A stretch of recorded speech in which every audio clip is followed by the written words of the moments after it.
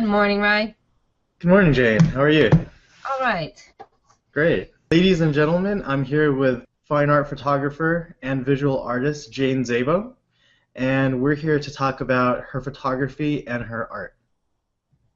Hello, Is that everybody. okay? So, how would you characterize the art and work you do? I am currently working as a fine art photographer. I have a background in painting and installation art and kind of mixed media, so I'm finally bringing my photography sort of full circle and incorporating some of my background and playing with other media and building things that now are being photographed. So I'm trying to be kind of really a multidisciplinary artist, currently working in photography. Great. And how did you originally get into that? Like, what's the story behind that? Well, how I had played with photography many, decades ago, but it really wasn't my primary interest. I spent a lot of time being a painter and doing, other visual arts. I took a long hiatus to have a career. When I returned to painting, realized technology had changed, and I didn't have the skills or the knowledge even how to submit work, certain number of pixels and file sizes. I didn't even know what that was, nor did I have a camera that could do it. Ended up having to buy a camera so I could document my paintings, and then I thought, gosh, I barely know how to use these cameras anymore. Took a class, and I never looked back. And I haven't been painting since then. And do you now shoot with a DSLR? I do. I have, I still have my 1950s Minolta camera, but I love the digital cameras. I don't have a problem with that technology. What do you currently shoot with? What kind of gear? My main camera is a Canon 5D Mark II. Mm-hmm. And I started with a Nikon D90, but I switched to Canon. Why did you do that? You know what? I am not a tech guru, and I really don't follow technology too much, but I felt that I needed to upgrade to a full format camera, a full frame sensor, and so many of my peers were using the Mark II that I just took the easy route out and kind of got what everybody else had, and I've been very happy with the camera. Do you want to bring up some of the work that you're currently working on? Maybe bring up your website for us and talk us through some of the artworks that you've done? No, I need to just, okay, so I think we'll go back to 2013, which I was pretty new doing fine art photography. This was the first project that I really thought I started working on as a true fine art photography project. I started doing a series of parents in their children's room just to start somewhere, and working with people that I knew, friends, neighbors, people I knew from work. And I started taking pictures of parents in their kids' room because I found that the juxtaposition or the misplacement, or as the project is called, the displacement of a person in a room that wasn't their own, and sometimes it was kids in their parent spaces, kind of created this lovely psychological tension, and I was really exploring their feelings and maybe their discomfort in a space or the awkwardness, and tapping into just really personal psychological elements of the people. And did you know these parents? Yes, these are all people I knew. Almost every single, like one person was a new, were people I did not know because I was involved in a project through a gallery. But these were all just friends and coworkers, which I think helped me tap into parts of their characteristic that I knew. And in this case, this was a daughter of a coworker. But they're all being shot in their homes and, like I said, sort of displaced out of their normal environment, trying to have a bit of a sense of humor and a little irony sometimes. Did you direct them on how to pose, or what was that process like? Um, to some extent, I did, but one of the games I played was that, especially successful in this first image, is um, I didn't.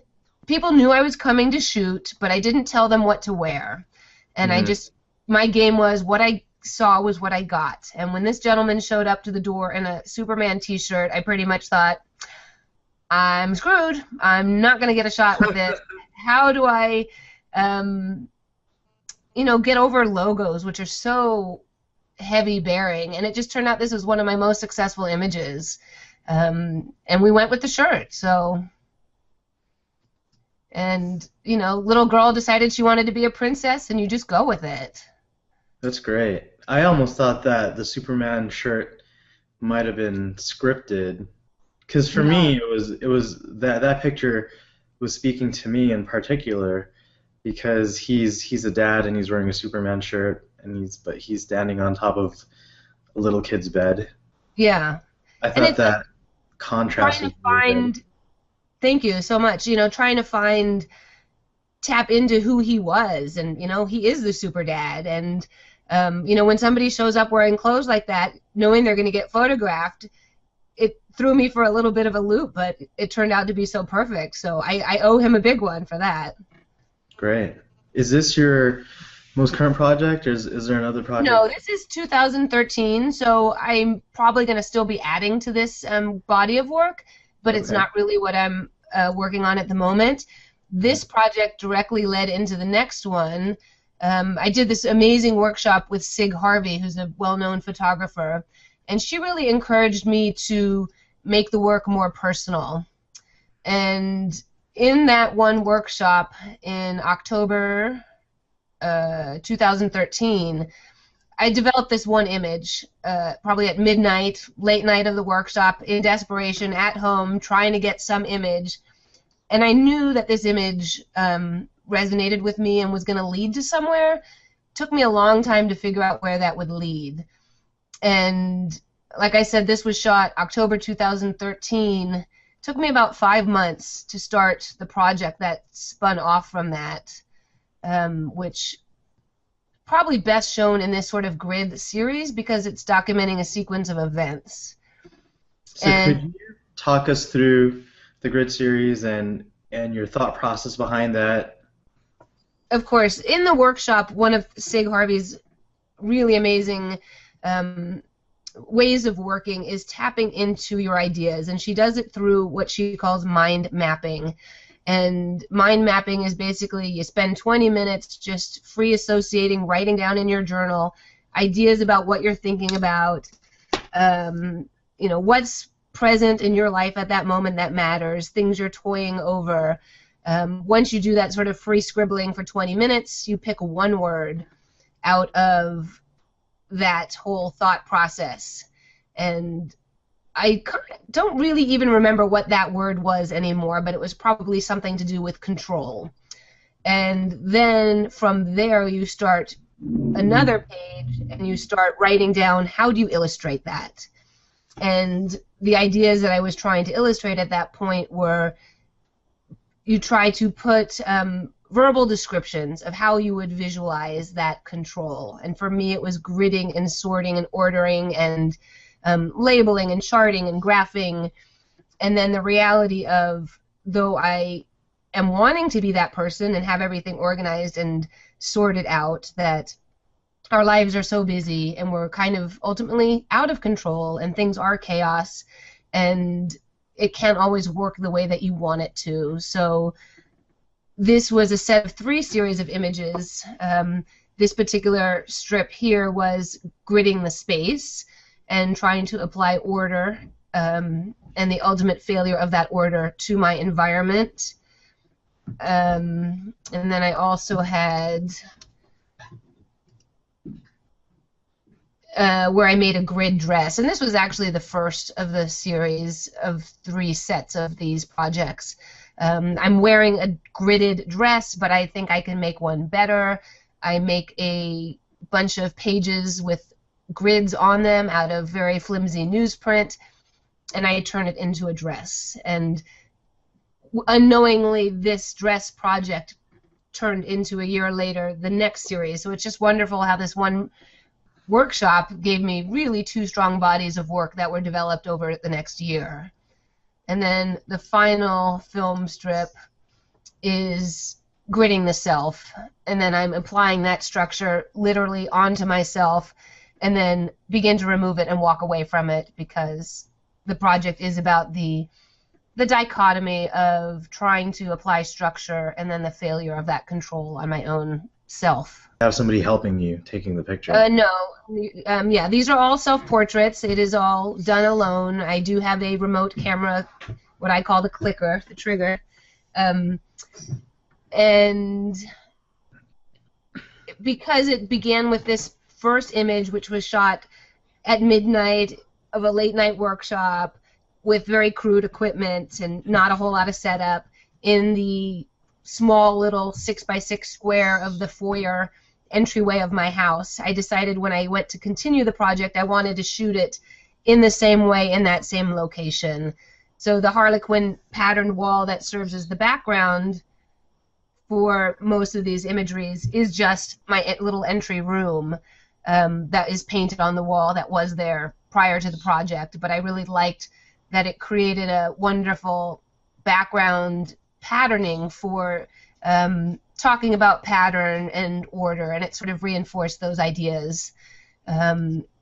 So because the shot at midnight, I had taken a big 1K light behind the door to create this blast of light.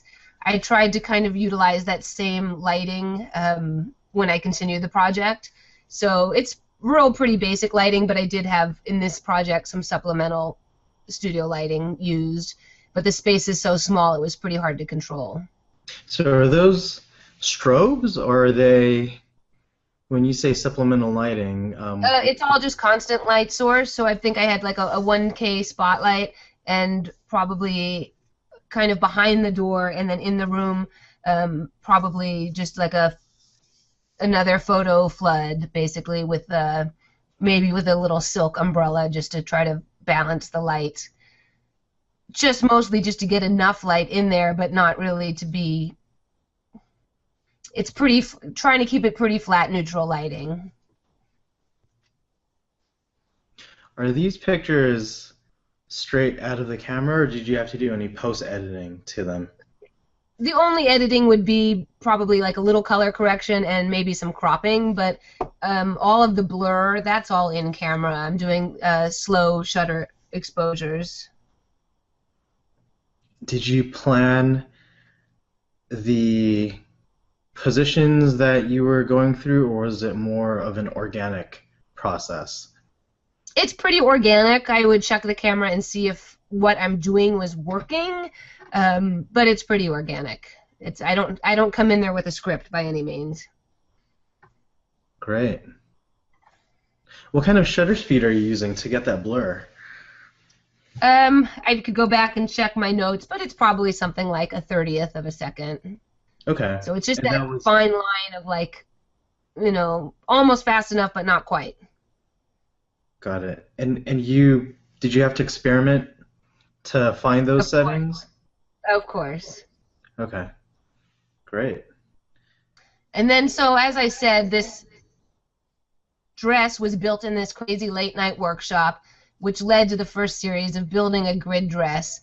And somehow that dress resonated with me, and it led to the next project, which is pretty much what I'm currently working on, where I've been building more dresses. So this is the original dress from that late night workshop, called Map Dress. And I started thinking about these as they're their own self-portraits, and tentatively the project is called Disappearing Self.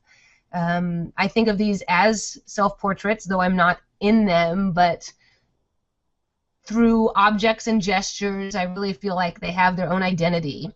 I also think some of them are really who I am, some of them are who I wish I was, and some of them definitely aren't me at all, but really just experimenting with materials that I have laying around in the house and turning them into identities.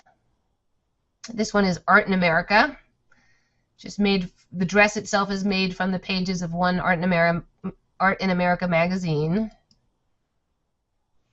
Playing cards, wallpaper, and a lot of this is about, I'm making these really, they look so polished and so finished, but ultimately they're kind of facades, and I'm amused by how primitive and how crude they are, and I think that sort of speaks to the first project about trying to have this crazy structure, but ultimately it falls apart.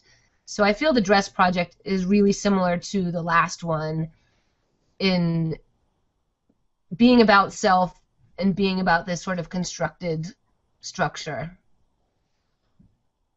And this one is, if anybody is a builder, they'll know the McMaster car catalog. So this is a huge hardware catalog, and on the ground here we have a pile of the screws that I use for framing my artwork. And so I have lots of little references about myself in some of these. This is shelf paper, the adhesive contact paper. We have copper foil. And this is a brushed aluminum foil. Another wallpaper. And again, I'm still playing with, in a gallery setting, would I be showing the backs of these or not? I don't know. But I like putting them out there just to have as a explanation for how simply these are really built. Lunch bags, hologram foil wrapping paper. So there's quite a few of them on my website, and I'm still building them. I have some that I've made that I haven't even shot yet. How did you choose the materials for all those? It's just stuff I have laying about the house. So it started with the road maps because I was thinking about mapping and organizing, and it just branched off into whatever I could think of that I had laying about.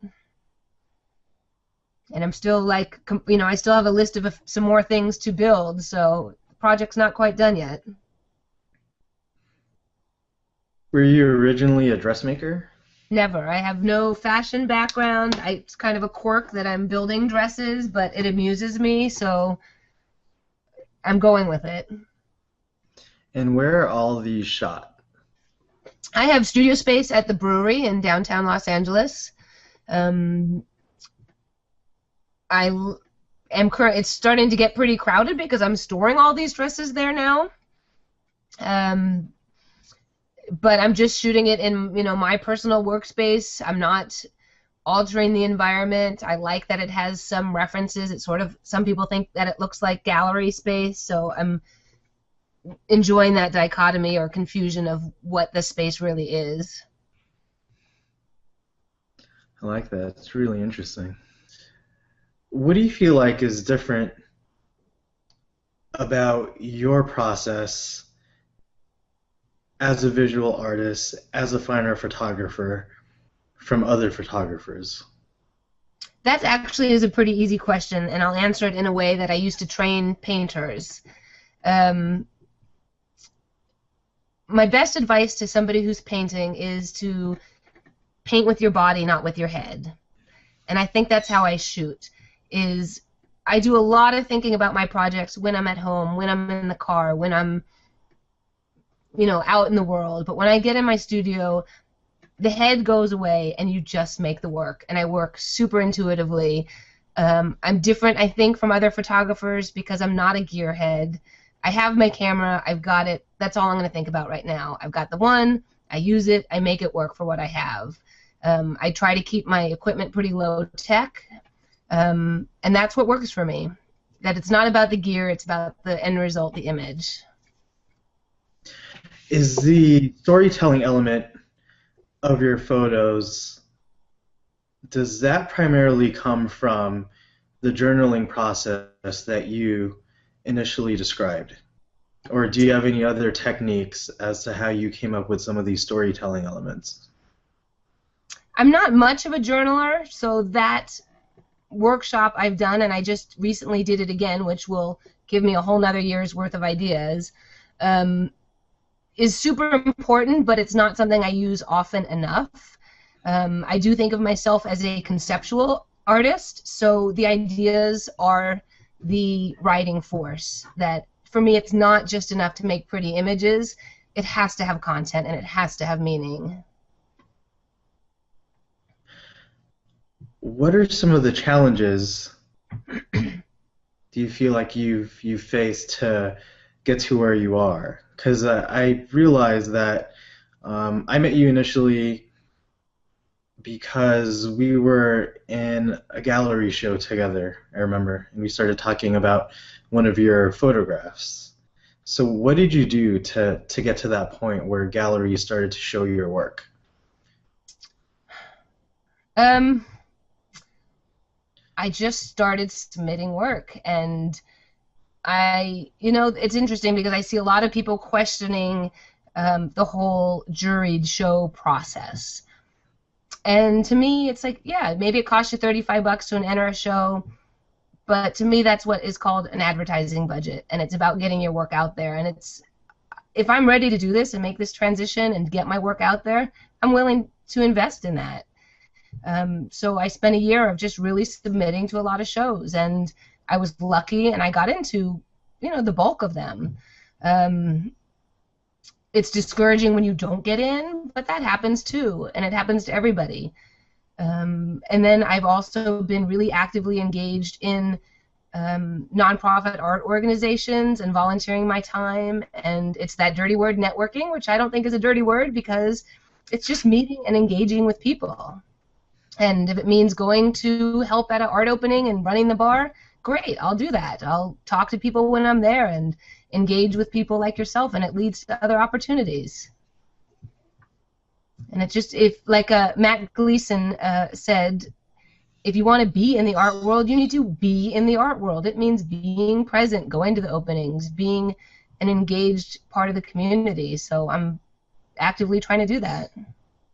Could you walk through the process of from when you first come up with the idea for one of your projects up until the end, from when you have your work showing in a gallery? That's a little bit of a vague question, but I think I know what you're getting at, and I will say, I'll describe it as what I'm doing with these dresses right now. The map dress came just, in a night of late exhaustion, but that darn thing just has a life of its own. And when I decided to start making these dresses and thinking about them as this disappearing self-portrait project without me in it, I didn't quite have all the words to verbalize what I was trying to do. But I said, I know I'm on to something. I'm just going to start making these dresses. And I've probably made 20 of them plus now, and I'm still, putting the words to it. So sometimes you just got to start making it, and you start figuring out and honing the ideas as you go. And maybe when I had about 15 of them done, I went to portfolio reviews in San Diego at the Medium Photo portfolio reviews. And in that place, I met with 15 different reviewers and showed that project and got all kinds of feedback. And again, that kind of professional engagement really helps refine your ideas. You figure out quickly what is working, what isn't working. And then I came back, and it kind of helped me target that project a little bit tighter. And I'm still working at it and building dresses and still refining how to articulate what the work is about. So you don't always know from the very beginning what the meat of the project is, but for me it's you just start making it.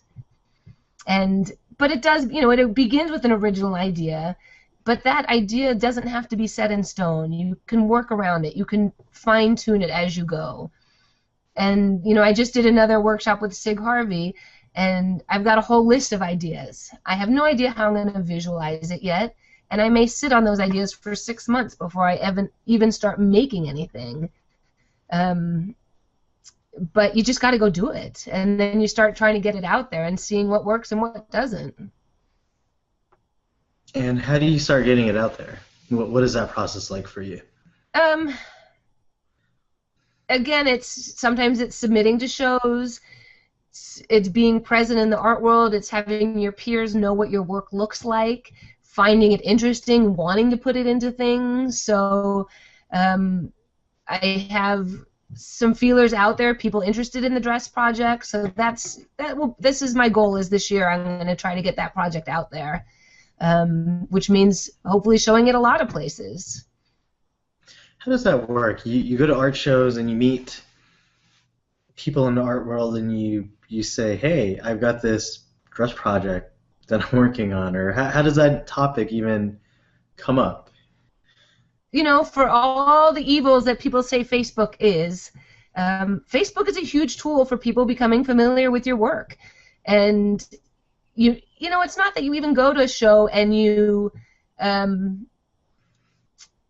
them about your project, but you just meet them and you become friends with people, and then they start following what your work is, and then they get excited about it if you're lucky. You know, I was at a opening last night, and I was helping behind the bar, and I saw a woman in line that I had been in a show with at her space 6 months prior, and I couldn't believe it, but she was in the bar, you know, in the line at this gallery, and she still had my card in her hand because she was still so excited about my work. Wow. And I don't know whether she thought she would see me there, but if you get lucky, people are interested in what you're doing, and they want to follow you, and when opportunities come up, then they're going to remember your work, and that's the best place to be, is people wanting to stay engaged with your work. Who would you say are your influences? Influences or mentors. I don't know, you know, influences photographically. I mean, of course, I can't deny, you know, I love the work of Francesca Woodman. Mentors, Aline Smithson of Lens Scratch and Sig Harvey have been amazing teachers and mentors. I try to make original work, and I'm trying not to imitate and to find my own voice, and I think that's really hard with a lot of people who take workshops and classes. They start copying the teacher's work, and that's something that I really don't want to be doing. It kind of goes back to the question of how I'm different in the photography world, is that I think I'm coming about this as a visual artist more than just a photographer. And I think that helps me have my work be more, you know, helps it be a little bit more original, that I'm not only working in this genre that is kind of the trend at the moment. What inspires you? Any particular pieces of music or media? Where do you feel like your inspiration comes from? I don't even know if I have an answer to that. I am a little bit manic, and I look at stuff a lot, and I go to galleries, and I'm super critical, and I hate a lot of what I see, but inspired, I don't know. Just everything, just existing and being charged, but I couldn't pinpoint a thing. I think being in the workshops, I really like taking the workshops because it gets you thinking and gets you engaged. So maybe I get the most from that. So I myself am unfamiliar with these workshops that you've taken. Could you go a little bit into more detail as to what these workshops try to impart to you and what they cover? I am at this point in my career, I'm really engaged in the ones that are about ideas and just pushing you developing new bodies of work.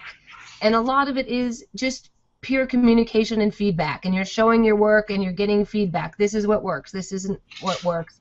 A lot of them just are showing work of other artists and getting you familiar with new ways of thinking and new ways of visualizing ideas. But to me, it's just a kind of a kick in the pants of you know, maybe giving you a deadline that let's get a project rolling. So it's just a way to stay engaged, I think. Great. And to meet new people that become lifelong friends or supporters or sources of encouragement. Is there a workshop that you recommend in particular? Um, I do a lot of the photography workshops. I'm going to Los Angeles Center for Photography, where I also volunteer. Um, Aline Smithson is an amazing mentor for photographers. Sig Harvey's workshop is incredible. There's so many that I haven't taken, but I'm going to continue to just, again, to stay engaged. How many years have you been in the world of fine art photography total, would you say? Not very many. I think I bought the digital camera in 2011 and wasn't really thinking I would never even made a connection that I would be doing fine art photography, but I was just enjoying shooting. I entered the first photographs at the end of 2012 at a Los Angeles Art Association open show, and that work got in, and it just kind of opened my eyes like, wow, I could actually do something with this. Of course, I'm a fine artist. Why aren't I not using my camera for fine art photography? So I really started in 2013 of thinking myself using it in that way and combining the camera with my fine art background. This might be a too broad question, but could you give us your point of view on the world of fine art photography currently as you've seen it the last couple of years, and where do you think it's going? You know, maybe talk about the things that you've seen and the things that you've liked. I think that for me, and this is obviously just my perspective, that there is still somewhat of a bias, that there is kind of a divide, and I think that divide is disappearing. Of the fine art photography world is one group of artists, and then there's the fine artist, and only some of the fine art photographers make the bridge and go into the general fine art world. There is an insular nature to fine art photography that a lot of fine art photographers only show and exist in fine art galleries. That's a bridge that I want to jump over and not be only in the fine art photography world. And I think that, my work is often confusing to the fine art photography world about how I'm building things and such. But it's not, I don't know enough about the world per se to say where it's going. I think it's getting broader and more encompassing of different experiences and different materials. And where it's going in this exact moment is old school processes in reaction to digital cameras, the celebration of the old film cameras and old historical processes are coming to the forefront. I have mixed feelings on that because I think sometimes people are celebrating the techniques, but the imagery isn't necessarily there. Just because you're using wet plate collodion doesn't mean the image you're making with it is brilliant. So that's just my personal take on it. I think that's a trend that will come and go, perhaps. Could you describe further what you think that gap is? Because you talked about a bridge between fine art photographers and the actual fine art world. Could you further hash out that distinction between the two? Well, I've had somebody say to me in a gallery when they saw my work, wow, this is really interesting. I don't usually look at photography, but this is interesting. And I think there's a bias to some who are painters and such that they don't think of photography being a fine art medium. I think that's changing. And I think that some photographers, it wouldn't occur to them to show in a non-photography gallery. I don't think there needs to be a wall there. I just think it's changing, and photography is getting more universal as a art medium. Why do you think that exists, that divide? Where do you think that comes from? Well, I will admit that when I was in grad school, I didn't take photography seriously either, and I think because I think people have, and especially now with digital cameras and iPhones, that it seems too universal, and it seems too easy, and people think, oh, anybody can take that picture. But again, it's about the ideas behind it, and though there may be something like 1 million photographs taken every day or every hour, there's not so many that stand out as really memorable, remarkable imagery. What piece of advice do you wish somebody gave you when you first started out? I probably should have got hit on the head and been told, you're a fine art photographer, do that right now.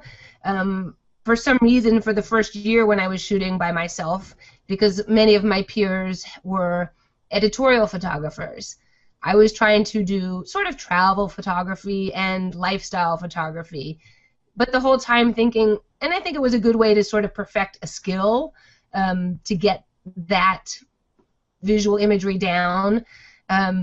But I had no interest in submitting that work to magazines. I wasn't going to rush off and try to sign up with Sunset Magazine to be a staff photographer. I had no interest in that, but it was sort of what I knew. And when I had that realization, like, oh, of course, why aren't I thinking of it as a fine art medium? You know, I should have figured that out a year before, but not too much time lost. What's next for you? What are your future goals? Well, of course, it's about exposure. So I'm, you know, always, most importantly, I want to be making work. I want to be making work that is challenging for me and for the viewer, that is about ideas and keeps to me, the biggest death is an image that's a one read. You get it, you see it, you understand it instantly. I want the work to be engaging. And then the next work is, you know, the biggest issue is exposure and getting it out into the world and getting into galleries. I've been taking a little bit of a step back in that I haven't been doing a ton of submitting right now just because I've been so busy. But I'm hoping now that work starts to have a life of its own and it, you know, that things will start to pick up and start being invited to things, which is starting to happen, which is wonderful. Is this something you do full time? Almost. A year ago, I've semi-retired. I have a day job 2 days a week, and the rest of the time, this is what I'm doing. And it's, to me, working on your art is being in the studio, it's going to openings, it's volunteering my time at nonprofits, it's having interviews like this. This is part of the job, and a lot of the time it's just sitting down and sending out emails to contacts and getting engaged. It's not always studio time, but that's part of the job. So Jane, tell our viewers where they can find you. I have a website that you can check out. It is www.Jane-Szabo Photography. That's JANESZABO photography.com. You can like my Facebook page at Jane Szabo Photo. I am also an active tweeter and Instagram user, also at Jane Szabo Photo. So check it out, follow it, like it, spread the word, share it. Trying to get that work out into the world. Thank you, Jane, for your time. Really appreciate it. Yeah, this was easy. So that's our show. If you have any questions, please send an email to rai@makephotoart.com or visit the website at makephotoart.com.